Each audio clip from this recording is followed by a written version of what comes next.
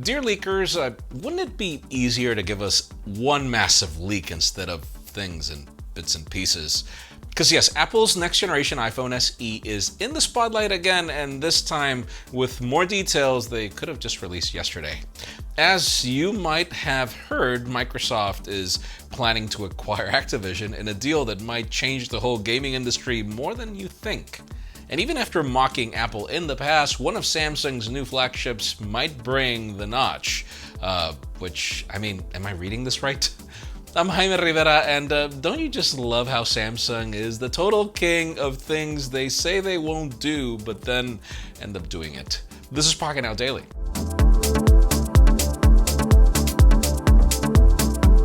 The official news today begin with the worldwide smartphone shipments for Q4 of 2021, which are interesting to say the least. Yes, the numbers are out, and let's just say we're not too surprised by the results. Apple is still at the top, even if they dropped 1% year over year at 22% of the market share. Samsung managed to grow 3% while securing the number 2 spot, and now they're at 20%, which is crazy considering how many products they sell. At number 3, we have Xiaomi, which kept the same 12% they had the year before, and then we have Oppo and Vivo, which are technically run by the same company, to complete the top 5. According to the report, Apple's sales were driven by a stellar performance for the iPhone 13 as they saw unprecedented performance in markets like China. And yes, that's even with all the supply issues they had at the end of the year. Now, Canalys hasn't released their other reports where we get to see what the best-selling phones of the year were, but let's see how this year ends up being considering we're still going through a chip shortage and now that foldables are becoming more and more mainstream. Let us know in the comments how you feel about these results, because I honestly did not expect the iPhone 13 to do this well. Let's shift gears onto Samsung, and don't worry, it's not about the Galaxy S22 leaks. At this point, those are already set in stone as we get closer to its potential launch date. Now, the topic seems to be about a tablet that we've been waiting for a refresh for quite a bit. I'm talking about the Galaxy Tab S8 that'll reportedly come with the S22 series, and it'll apparently bring some interesting changes. For starters, a few days ago, we got some renders from WinFuture showing off the new design. Rumors claim that we're getting 3 different models with the Tab S8, the Plus, and the Ultra variant. All of them powered by the new Snapdragon 8 Gen 1 and with some pretty good specifications, with the main differences being their battery size. The Ultra seems to be the one stealing the headlines though, but not necessarily for a good reason, as it seems that it'll bring a notch. Yes, Samsung is putting a slight one on their Tab S8 Ultra, and in their typical fashion, it was just spotted by the company's Bixby support page. This image was recovered by 91 Mobiles, and it shows a Tab S8 Ultra next to a Galaxy phone with Bixby working. So yes, these should be coming very soon, with the prices ranging from 680 euros to 1,060 for the Ultra variant. Now, anyone remember the ad where Samsung was mocking Apple for the notch? Yeah. And come on, you know we had to talk about it because it's been a topic everywhere. Yesterday, Microsoft announced their plan to acquire Activision Blizzard in a deal that would be valued for $68.7 billion. Yes, billion with a B. Now, for those of you thinking of this as just them buying another gaming studio, not necessarily. This deal includes studios like Treyarch, Raven Software, Sledgehammer Games, King, and more, meaning Microsoft owns huge titles like Overwatch, Diablo, Call of Duty, Candy Crush, World of Warcraft, and more, if there's anything left.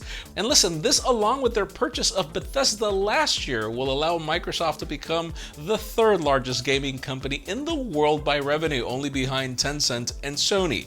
On a statement, they're saying that this will accelerate their plans for cloud gaming, allowing more people in more places to participate in the Xbox community. And of course, they're now allowed to add more major titles to Game Pass, which has been crazy successful. It's probably the reason why I use an Xbox Series X.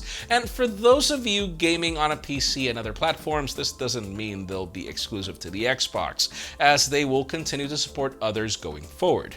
Now, for for those of you on the loop, Activision has gone through a ton of controversy lately, and this might actually be a positive thing for all players that feel that their games have been lackluster or not treated properly for the past few years, with, I don't know, Halo Infinite success serving as an example of Microsoft actually doing a good thing. Let us know what you guys think in the comments. I mean, do you think it's positive, negative, or do you just not care? And finally, for the hottest news today, let's talk about Apple Macs and the iPhone SE. Again, starting with the Macs, let's talk about the company completing their transition to Apple Silicon. According to a new tweet from Dylan, this transition will end by Q4 of 2022, with the Mac Pro being the last device to be replaced. He claims that the processor on this machine would not be an extension from the M2, and instead it'll be a further extension of the M1, even beyond the course that we get with the M1 Max. A previous report from Mark Gurman claimed that we can expect 2 dies in this machine, essentially forming a dual M1 Max design. Other rumors also point to a 3nm TSMC chip with up to 40 cores, but those are tipped until 2023. Now moving on to the iPhone SE, we have another tweet from Ross Young that gives us an actual time frame for the phone. He claims that the iPhone SE 5G model is starting panel production this month, with the actual phone going into production this March. This means that the launch is likely to happen on the second half of April or early May, with shipments also going either late April or early May. And yes, it'll still be the same design we currently get, but with the processor updates and 5G capabilities.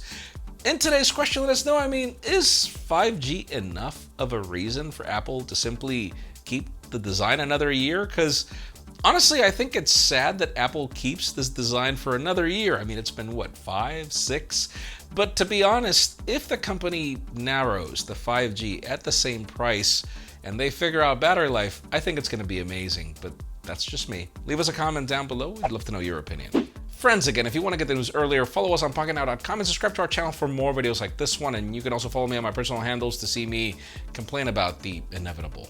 Please give this video a thumbs up if you like what you saw. I'm Jaime Rivera. Thanks so much for watching. We'll see you tomorrow.